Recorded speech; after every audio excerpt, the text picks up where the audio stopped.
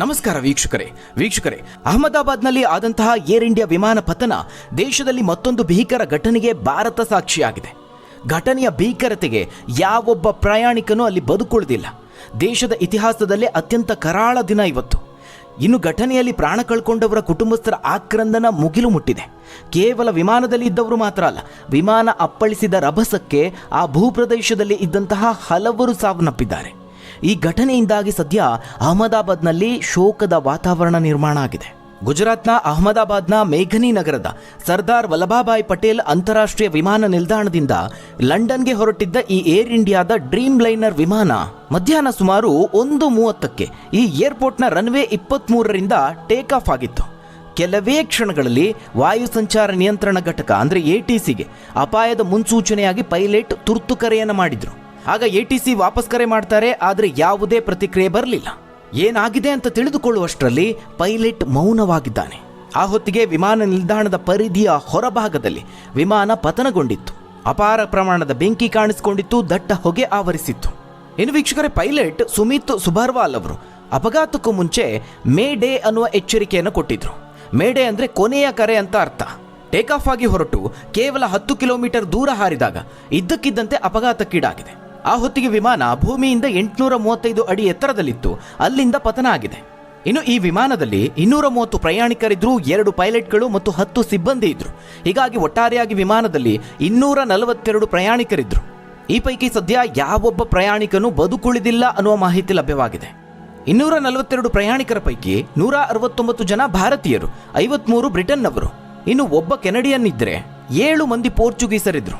ಇನ್ನು 242 ಪ್ರಯಾಣಿಕರ ಪೈಕಿ 217 ಮಂದಿ ವಯಸ್ಕರು, 11 ಮಕ್ಕಳು ಹಾಗೆ 2 ಶಿಶುಗಳಿದ್ವು ಅನ್ನೋ ಮಾಹಿತಿ ಇದೆ.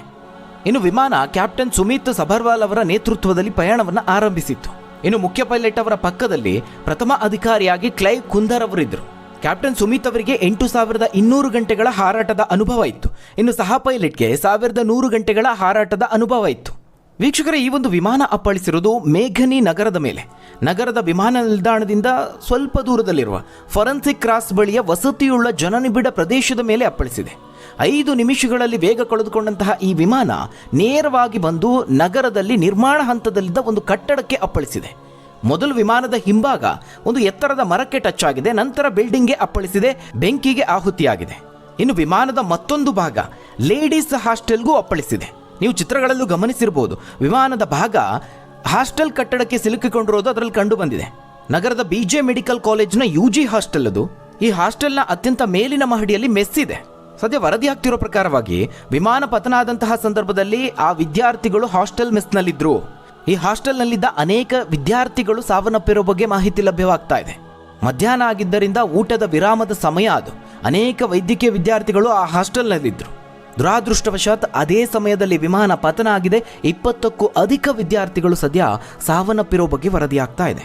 ಇನ್ನು ವಿಮಾನ ಪತನ ಆದ ನಂತರದಲ್ಲಿ ಈ ಪತನಕ್ಕೆ ಏನೇನು ಕಾರಣಗಳಿರಬಹುದು ಅನ್ನೋದನ್ನು ವಿಶ್ಲೇಷಣೆ ಮಾಡಲಾಗ್ತಾ ಇದೆ. ಅಹಮದಾಬಾದ್ ಏರ್ಪೋರ್ಟ್ನಲ್ಲಿ ಮೊದಲಿಂದಲೂ ಹಕ್ಕಿಗಳ ಸಮಸ್ಯೆ ಇದೆ ಅಂತ ವರದಿಯಾಗಿದೆ. ಯಾವಾಗ ಏರ್ಪೋರ್ಟ್ನಿಂದ ವಿಮಾನ ಟೇಕ್ ಆಫ್ ಆಯಿತು ಆಗಲೇ ವಿಮಾನದ ಇಂಜಿನ್ಗೆ ಪಕ್ಷಿ ಬಡಿದಿದೆ, ಹೀಗಾಗಿನೇ ದುರಂತ ಸಂಭವಿಸಿರಬಹುದು ಅಂತ ಅನುಮಾನ ವ್ಯಕ್ತವಾಗ್ತಿದೆ. ಟೇಕ್ ಆಫ್ ಆಗುವಂತಹ ಸಂದರ್ಭದಲ್ಲಿ ಎಂಜಿನ್ಗೆ ಪಕ್ಷಿ ಬಡಿದಾಗ ವಿಮಾನ ಮುಂದಕ್ಕೆ ಹೋಗಬೇಕಾದಂತಹ ವೇಗ ಆಟೋಮೆಟಿಕ್ ಆಗಿ ತಗ್ಗುತ್ತೆ. ಸಾಧಾರಣವಾಗಿ ವಿಮಾನದ ಒಂದು ಇಂಜಿನ್ಗೆ ಏನಾದರೂ ಪಕ್ಷಿ ಬಡಿದ್ರೆ ಇನ್ನೊಂದು ಇಂಜಿನ್ ಮೂಲಕವಾಗಿ ಚಾಲನೆ ಮಾಡಿ ಸಮೀಪದ ನಿಲ್ದಾಣಕ್ಕೆ ಪೈಲಟ್ ತುರ್ತು ಲ್ಯಾಂಡ್ ಮಾಡ್ತಾರೆ. ಆದರೆ ಈ ಘಟನೆಯಲ್ಲಿ 2 ಇಂಜಿನ್ಗೂ ಪಕ್ಷಿ ಬಡಿದಿದೆ ಅಂತ ಹೇಳಲಾಗ್ತಾ ಇದೆ. ನೋಡಿ ಎಂತಹ ದುರಾದೃಷ್ಟ. ಹೀಗಾಗಿ ವಿಮಾನ ವೇಗವನ್ನು ಕಳೆದುಕೊಂಡು ಪತನ ಆಗಿರಬಹುದು ಅಂತ ತಜ್ಞರು ಅಭಿಪ್ರಾಯವನ್ನು ವ್ಯಕ್ತಪಡಿಸುತ್ತಿದ್ದಾರೆ. ಈ ರೀತಿಯಾಗಿ 2 ಇಂಜಿನ್ಗೂ ಪಕ್ಷಿ ಬಡಿಯೋದು ಅಪರೂಪದಲ್ಲಿ ಅಪರೂಪ. ರನ್ವೇಯಿಂದ ವಿಮಾನ ಟೇಕ್ ಆಫ್ ಆಗಿತ್ತು. ಅದರ ಲ್ಯಾಂಡಿಂಗ್ ಗೇರ್ ಅನ್ನು ಮೇಲಕ್ಕೆತ್ತುವ ಮೊದಲೇ ವಿಮಾನ ನಿಧಾನವಾಗಿ ಕೆಳಗಿಳಿಯೋದಕ್ಕೆ ಪ್ರಾರಂಭ ಆಗಿತ್ತು. ವೀಕ್ಷಕರೇ, ವಿಮಾನದ ಇಂಜಿನ್ ಶಕ್ತಿ ಕಳೆದುಕೊಂಡಂತಹ ಸಂದರ್ಭದಲ್ಲಿ ಮಾತ್ರ ಹೀಗಾಗೋದು. ಈ ಎಂಜಿನ್ ಫೇಲ್ಯೂರ್ಗೆ ಏನು ಕಾರಣ ಅನ್ನೋದು ಈಗ ತನಿಖೆಯಲ್ಲಿ ಬಯಲಾಗಬೇಕಾಗಿದೆ. ಇನ್ನು ವೀಕ್ಷಕರೇ, ಮತ್ತೊಂದು ದುರಾದೃಷ್ಟದ ಸಂಗತಿ ಅಂದರೆ ಇದೇ ಏರ್ ಇಂಡಿಯಾ ವಿಮಾನದಲ್ಲಿ ಗುಜರಾತ್ ಮಾಜಿ CM ವಿಜಯ್ ರೂಪಾನಿ ಅವರು ಪ್ರಯಾಣ ಬೆಳೆಸ್ತಾ ಇದ್ರು ಅನ್ನೋದು ದೃಢವಾಗಿದೆ. ಈ ಒಂದು ಭೀಕರ ಘಟನೆಯಲ್ಲಿ ಅವರು ಸಹ ಪ್ರಾಣ ಕಳೆದುಕೊಂಡಿದ್ದಾರೆ. ಅಲ್ಲದೆ ಅವರ ಟಿಕೆಟ್ ಫೋಟೋ, ಕೊನೆ ಕ್ಷಣದ ಸೆಲ್ಫಿ ಕೂಡ ವೈರಲ್ ಆಗಿದೆ. ವಿಜಯ್ ರೂಪಾನಿ ಅವರು ಭಾರತೀಯ ರಾಜಕಾರಣಿ. 2016 ಆಗಸ್ಟ್ನಿಂದ 2021 ಸೆಪ್ಟೆಂಬರ್ವರೆಗೆ ಗುಜರಾತ್ನ 16ನೇ ಮುಖ್ಯಮಂತ್ರಿಯಾಗಿ ಸೇವೆಯನ್ನು ಸಲ್ಲಿಸಿದರು. ಭಾರತೀಯ ಜನತಾ ಪಾರ್ಟಿ BJPಯ ಪ್ರಮುಖ ನಾಯಕರು. ಆದರೆ ಈ ಒಂದು ಭೀಕರ ಘಟನೆಯಲ್ಲಿ ಅವರು ಸಹ ಪ್ರಾಣ ಕಳೆದುಕೊಂಡಿದ್ದಾರೆ. ಸದ್ಯ ಈ ಒಂದು ಘಟನೆ ಇಡೀ ದೇಶವನ್ನೇ ಬೆಚ್ಚಿ ಬೀಳಿಸಿದೆ. ಇನ್ನು ಘಟನೆಯ ದೃಶ್ಯಾವಳಿಗಳು, ಫೋಟೋಗಳು ಬೆಚ್ಚಿ ಬೀಳಿಸುವಂತಿದೆ. ಈ ಘಟನೆಯಿಂದ ಮೇಘನಿ ನಗರ ಅಕ್ಷರಶಃ ಸ್ಮಶಾನದಂತಾಗಿದೆ. ಶೋಕದ ವಾತಾವರಣ ನಿರ್ಮಾಣ ಆಗಿದೆ. ಇನ್ನು ಘಟನಾ ಸ್ಥಳದಲ್ಲಿ ಹಲವಾರು ಮಂದಿ ಜಮಾಯಿಸಿದ್ದಾರೆ. ರಕ್ಷಣಾ ಕಾರ್ಯಾಚರಣೆಗಾಗಿ ರಾಷ್ಟ್ರೀಯ ವಿಪತ್ತು ನಿರ್ವಹಣಾ ತಂಡದ 6 ತುಕಡಿಗಳು ಬಂದಿದೆ. ಗಡಿ ಭದ್ರತಾ ಪಡೆಯ 2 ತುಕಡಿಗಳು ಸ್ಥಳಕ್ಕೆ ಆಗಮಿಸಿದೆ. ಘಟನೆಯ ನಂತರದಲ್ಲಿ ತಾತ್ಕಾಲಿಕವಾಗಿ ಮೇಘನಿ ನಗರದ ಏರ್ಪೋರ್ಟ್ ಅನ್ನು ಮುಚ್ಚಲಾಗಿದೆ. ಅಲ್ಲದೆ ಎಲ್ಲಾ ವಿಮಾನಗಳನ್ನು ಸದ್ಯಕ್ಕೆ ರದ್ದುಗೊಳಿಸಲಾಗಿದೆ. ಇನ್ನು ಗುಜರಾತ್ನಲ್ಲಿ ಸಿಲುಕಿರುವ ಪ್ರಯಾಣಿಕರನ್ನು ಸ್ಥಳಾಂತರಿಸುವುದಕ್ಕೆ ಭಾರತೀಯ ರೈಲ್ವೆ ವಿಶೇಷವಾದ ವಂದೇ ಭಾರತ್ ರೈಲನ್ನು ಓಡಿಸುವುದಕ್ಕೆ ಸಿದ್ಧತೆ ನಡೆಸಿದೆ. ಈಗಾಗಲೇ ನರೇಂದ್ರ ಮೋದಿ ಅವರು ಘಟನೆಗೆ ಪ್ರತಿಕ್ರಿಯಿಸಿದ್ದಾರೆ. ಇದು ಪದಗಳಲ್ಲಿ ಮೀರಿದ ಹೃದಯ ವಿದ್ರಾವಕ ಘಟನೆ ಅಂತ ಹೇಳಿದ್ದಾರೆ. ಪ್ರಧಾನಮಂತ್ರಿಗಳು ತೀವ್ರ ಸಂತಾಪವನ್ನು ವ್ಯಕ್ತಪಡಿಸಿದ್ದಾರೆ. ಇನ್ನು ವೀಕ್ಷಕರೇ, ವಿಮಾನದ ಬಗ್ಗೆ ಹೇಳೋದಾದ್ರೆ, ಏರ್ ಟ್ರಾಫಿಕ್ನಲ್ಲಿ ಈ ಒಂದು ವಿಮಾನವನ್ನ AI-171 ವಿಮಾನ ಅಂತ ಗುರುತಿಸಲಾಗಿತ್ತು. ಅಹಮದಾಬಾದ್ನಿಂದ ಲಂಡನ್ನ ಗ್ಯಾಟ್ವಿಕ್ಗೆ ಹೋಗಬೇಕಾಗಿತ್ತು. ಈ ವಿಮಾನವನ್ನ ತಯಾರು ಮಾಡಿದ್ದು ಬೋಯಿಂಗ್ 787 ಸಂಸ್ಥೆ. 300 ಪ್ರಯಾಣಿಕರನ್ನು ಹೊತ್ತೊಯ್ಯಬಲ್ಲ ಸಾಮರ್ಥ್ಯ ಹೊಂದಿರುವಂತಹ ಈ ವಿಮಾನಕ್ಕೆ ಡ್ರೀಮ್ ಲೈನರ್ ಅನ್ನುವ ಹೆಸರನ್ನ ಇಟ್ಟಿತ್ತು. ವಿಮಾನಯಾನ ಸಂಸ್ಥೆಯಾದ ಏರ್ ಇಂಡಿಯಾ ಈ ಒಂದು ವಿಮಾನದ ಕಾರ್ಯನಿರ್ವಹಿಸ್ತಾ ಇತ್ತು. ಸದ್ಯ ಈ ವಿಮಾನದ ಬ್ಲ್ಯಾಕ್ ಬಾಕ್ಸ್ ಸಿಗಬೇಕಾಗಿದೆ. ಆಗ ಕಡೆ ಕ್ಷಣದಲ್ಲಿ ಏನಾಯ್ತು ಅನ್ನೋದು ಎಲ್ಲವೂ ಗೊತ್ತಾಗುತ್ತೆ. ಇನ್ನು ವೀಕ್ಷಕರೇ, ನಮ್ಮ ಹಿಂದಿನ ವಿಡಿಯೋದಲ್ಲಿ ಹಲವರು ಈ ಬ್ಲ್ಯಾಕ್ ಬಾಕ್ಸ್ ಅಂದ್ರೆ ಏನು ಅಂತ ಕಮೆಂಟ್ಗಳನ್ನ ಮಾಡಿದ್ರು. ವಿಮಾನ ಸುಟ್ಟು ಕರಕಲಾದಂತಹ ಸಂದರ್ಭದಲ್ಲಿ ಈ ಬ್ಲ್ಯಾಕ್ ಬಾಕ್ಸ್ ಕೂಡ ಸುಟ್ಟು ಹೋಗೋದಿಲ್ವಾ ಅಂತ ಕೇಳಿದ್ರು. ವೀಕ್ಷಕರೇ, ಯಾವುದೇ ವಿಮಾನ ಅಥವಾ ಹೆಲಿಕಾಪ್ಟರ್ ಪತನ ಆದರೂ ಪತನದ ತನಿಖೆಯಲ್ಲಿ ಈ ಬ್ಲ್ಯಾಕ್ ಬಾಕ್ಸ್ ಒಂದು ಪ್ರಮುಖ ಪಾತ್ರವನ್ನು ವಹಿಸುತ್ತೆ. ಬ್ಲ್ಯಾಕ್ ಬಾಕ್ಸ್ ಹಾರಾಟದ ಸಮಯದಲ್ಲಿನ ವಿಮಾನದ ಎಲ್ಲಾ ಚಟುವಟಿಕೆಗಳನ್ನು ದಾಖಲು ಮಾಡುತ್ತೆ. ಅಂದ್ರೆ ಎಲ್ಲಾ ಮಾಹಿತಿಯನ್ನು ಸ್ಟೋರ್ ಮಾಡಿ ಇಟ್ಕೊಳ್ಳುತ್ತೆ. ಎಲ್ಲಾ ರೀತಿಯ ವಿಮಾನಗಳಲ್ಲೂ ಈ ಬ್ಲ್ಯಾಕ್ ಬಾಕ್ಸ್ ಅನ್ನ ಕಡ್ಡಾಯವಾಗಿ ಅಳವಡಿಸಲಾಗಿರುತ್ತೆ. ಹಾಗಾದ್ರೆ ಏನಿದು ಬ್ಲ್ಯಾಕ್ ಬಾಕ್ಸ್ ಅಂತ ಹೇಳಿದ್ರೆ, ವಿಮಾನದಲ್ಲಿ ಧ್ವನಿಗ್ರಹಣಕ್ಕೆ ಬಳಸಲಾಗುವ 2 ಸಾಧನಗಳನ್ನ ತಾಂತ್ರಿಕ ಭಾಷೆಯಲ್ಲಿ ಬ್ಲ್ಯಾಕ್ ಬಾಕ್ಸ್ ಅಂತ ಕರೀತಾರೆ. ಇದನ್ನ ಫ್ಲೈಟ್ ಡೇಟಾ ರೆಕಾರ್ಡರ್ ಅಂತಲೂ ಕರೀತಾರೆ. ಹಾರಾಟದ ಸಮಯದಲ್ಲಿ ವಿಮಾನದ ಎಲ್ಲ ಚಟುವಟಿಕೆಗಳನ್ನು ಇದು ದಾಖಲು ಮಾಡುತ್ತೆ.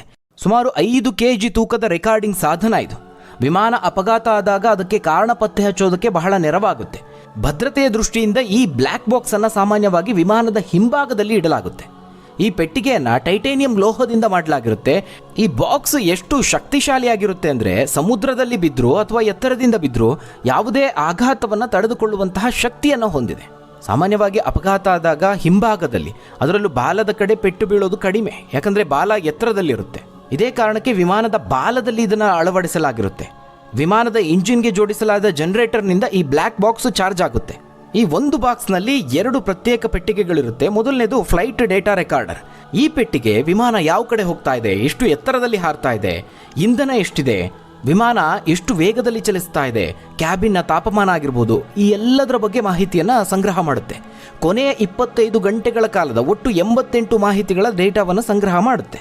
1100 ಡಿಗ್ರಿ ಸೆಲ್ಸಿಯಸ್ ತಾಪಮಾನ ಇದ್ರೂ ಕೂಡ 1 ಗಂಟೆಗಳ ಅವಧಿಗೆ ಕಾರ್ಯನಿರ್ವಹಿಸುವಂತಹ ಸಾಮರ್ಥ್ಯವನ್ನು ಹೊಂದಿದೆ ಇದು. ಇನ್ನು ವೀಕ್ಷಕರೇ, ಬ್ಲ್ಯಾಕ್ ಬಾಕ್ಸ್ ಅಂದರೆ ಅದೇನು ಕಪ್ಪು ಬಣ್ಣದಲ್ಲಿರೋದಿಲ್ಲ. ವಿಮಾನ ಪತನ ಆದಂತಹ ಸಂದರ್ಭದಲ್ಲಿ ಎಲ್ಲಿ ಬೇಕಾದರೂ ಅದು ಬೀಳಬಹುದು. ಹೀಗಾಗಿ ಅದನ್ನು ಸುಲಭವಾಗಿ ಪತ್ತೆ ಹಚ್ಚೋದಕ್ಕೆ ತನಿಖಾಧಿಕಾರಿಗಳು ಆ ಬಾಕ್ಸ್ಗೆ ಕೆಂಪು ಅಥವಾ ಗುಲಾಬಿ ಬಣ್ಣದಲ್ಲಿ ಬಣ್ಣವನ್ನು ಬಳಿದಿರ್ತಾರೆ. ಇನ್ನು ಇದರ ಜೊತೆಗೆ ಹೊಂದಿಕೊಂಡಿರುವ ಮತ್ತೊಂದು ಎಲೆಕ್ಟ್ರಾನಿಕ್ ಬಾಕ್ಸ್ ಅಂದರೆ ಕಾಕ್ಪಿಟ್ ವಾಯ್ಸ್ ರೆಕಾರ್ಡರ್. ಈ ಬಾಕ್ಸ್ ಕೊನೆಯ 2 ಗಂಟೆಗಳ ವಿಮಾನದ ಧ್ವನಿಯನ್ನು ದಾಖಲು ಮಾಡುತ್ತೆ. ಯಾವುದೇ ಅಪಘಾತ ಸಂಭವಿಸುವುದಕ್ಕೂ ಮೊದಲು ಇಂಜಿನ್ನ ಸೌಂಡ್, ತುರ್ತು ಎಚ್ಚರಿಕೆ, ಕ್ಯಾಬಿನ್ ಮತ್ತು ಕಾಕ್ಪಿಟ್ ಧ್ವನಿಯನ್ನು ದಾಖಲು ಮಾಡುತ್ತೆ. ಇದಲ್ಲದೆ ಈ ಒಂದು ಬಾಕ್ಸ್ ತನ್ನದೇ ಆದ ಬ್ಯಾಟರಿ ಬ್ಯಾಕಪ್ ಅನ್ನು ಸಹ ಹೊಂದಿರುತ್ತೆ. ವಿದ್ಯುತ್ ಇಲ್ಲದೆ 30 ದಿನಗಳವರೆಗೆ ಈ ಬಾಕ್ಸ್ ಕಾರ್ಯನಿರ್ವಹಿಸುತ್ತೆ. ಇನ್ನು ಅಪಘಾತ ಆದಾಗ ಎಲ್ಲಿ ಬೇಕಾದರೂ ಈ ಬಾಕ್ಸ್ ಕೂಡ ಬೀಳಬಹುದು. ಹೀಗಾಗಿ ಪತ್ತೆ ಕಾರ್ಯ ಸುಲಭ ಆಗಬೇಕು ಅಂತ ಸುಮಾರು 30 ದಿನಗಳವರೆಗೆ ಸಿಗ್ನಲ್ ನೀಡುವಂತಹ ಒಂದು ವಿಶೇಷವಾದ ವ್ಯವಸ್ಥೆಯನ್ನು ಸಹ ಇದು ಹೊಂದಿದೆ. ಈ ಒಂದು ಸಿಗ್ನಲ್ ಅನ್ನ ತನಿಖಾಧಿಕಾರಿಗಳು ಸುಮಾರು 2 ರಿಂದ 3 ಕಿಲೋಮೀಟರ್ ದೂರದಿಂದಲೇ ಗುರುತಿಸಬಹುದು. ಒಂದು ವೇಳೆ ವಿಮಾನ ಸಮುದ್ರದ ಮೇಲೆ ಪತನ ಆದರೆ, ಬ್ಲ್ಯಾಕ್ ಬಾಕ್ಸ್ ಸಮುದ್ರದ ಆಳಕ್ಕೆ ಹೋದರೆ, ಸುಮಾರು 14,000 ಅಡಿ ಆಳದ ಸಮುದ್ರದಲ್ಲಿದ್ದರೂ ಈ ಬ್ಲ್ಯಾಕ್ ಬಾಕ್ಸ್ ಸಿಗ್ನಲ್ ಕೊಡುತ್ತೆ. 1953 ಹಾಗೆ 54ರ ವರ್ಷದಲ್ಲಿ ವಿಮಾನ ಅಪಘಾತಗಳು ಹೆಚ್ಚಾಗಿ ಆಗ್ತಾ ಇತ್ತು. ಯಾಕೆ ಈ ಅಪಘಾತಗಳು ಸಂಭವಿಸುತ್ತೆ ಅನ್ನೋದನ್ನು ಪತ್ತೆ ಹಚ್ಚೋದಕ್ಕೆ ಅಂತಾನೆ ಮುಂದಿನ ಸಂಭಾವ್ಯ ಅಪಘಾತಗಳನ್ನು ತಡೆಯೋದಕ್ಕೆ ಈ ಬ್ಲ್ಯಾಕ್ ಬಾಕ್ಸ್ ಅನ್ನು ಅಭಿವೃದ್ಧಿಪಡಿಸಲಾಯಿತು. ಮೊದಲೆಲ್ಲ ಇದು ಕೆಂಪು ಬಣ್ಣದಲ್ಲಿತ್ತು, ಹೀಗಾಗಿ ಇದನ್ನು ಕೆಂಪು ಮೊಟ್ಟೆ ಅಂತ ಕರೆಯಲಾಗ್ತಿತ್ತು. ನಂತರದ ದಿನಗಳಲ್ಲಿ ಬಾಕ್ಸ್ ಒಳಗೆ ಇರುವಂತಹ ಗೋಡೆಗಳು ಕಪ್ಪು ಬಣ್ಣದಲ್ಲಿದ್ದ ಕಾರಣ ಇದನ್ನು ಬ್ಲ್ಯಾಕ್ ಬಾಕ್ಸ್ ಅಂತ ಕರೆಯಲಾಯಿತು. ವಿಮಾನ ಅಪಘಾತಕ್ಕೆ ನಿಖರವಾದಂತಹ ಕಾರಣವನ್ನು ಈ ಬ್ಲ್ಯಾಕ್ ಬಾಕ್ಸ್ ಕೊಡದೇ ಇದ್ರೂ ಕೂಡ ತನಿಖೆಯಲ್ಲಿ ಮಾತ್ರ ಪ್ರಮುಖ ಪಾತ್ರವನ್ನು ವಹಿಸುತ್ತೆ. ಇದಿಷ್ಟು ಬ್ಲ್ಯಾಕ್ ಬಾಕ್ಸ್ ಕುರಿತಾಗಿ. ಆದರೆ ಮತ್ತೊಂದು ದುರಾದೃಷ್ಟದ ಸಂಗತಿ ಅಂದರೆ, ಕರ್ನಾಟಕದ ಪೈಲಟ್ ಒಬ್ಬರು ಇದರಲ್ಲಿ ಸಾವನ್ನಪ್ಪಿರೋ ಬಗ್ಗೆ. ಇದೇ ಏರ್ ಇಂಡಿಯಾ ವಿಮಾನದಲ್ಲಿದ್ದ ಸಹ ಪೈಲಟ್ ಮಂಗಳೂರು ಮೂಲದವರು. ವಿಮಾನಯಾನ ನಿಯಮಗಳ ಪ್ರಕಾರವಾಗಿ ಪ್ರಯಾಣಿಕ ಮತ್ತು ಸರಕು ವಿಮಾನಗಳ ಹಾರಾಟಕ್ಕೆ ಕನಿಷ್ಠ 2 ಪೈಲಟ್ಗಳು ಇರಬೇಕು.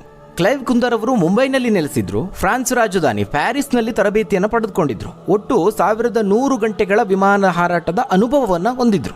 ಒಟ್ಟಾರೆಯಾಗಿ ದೇಶದ ಇತಿಹಾಸದಲ್ಲಿ ಒಂದು ಭೀಕರ ಘಟನೆ, ಅತ್ಯಂತ ಕರಾಳ ದಿನ ಅಂತ ಹೇಳ್ಬೋದು. ಹಾಗಾದ್ರೆ ವೀಕ್ಷಕರೇ, ಈ ಒಂದು ಘಟನೆಯ ಬಗ್ಗೆ ನೀವೇನಂತೀರಾ? ಈ ಒಂದು ವಿಮಾನ ದುರಂತಕ್ಕೆ ಕಾರಣ ಏನಿರಬಹುದು? ತಪ್ಪದೆ ನಿಮ್ಮ ಅನಿಸಿಕೆ, ಅಭಿಪ್ರಾಯವನ್ನ ಕಮೆಂಟ್ ಮೂಲಕವಾಗಿ ತಿಳಿಸಿ. ಧನ್ಯವಾದಗಳು ವೀಕ್ಷಕರು.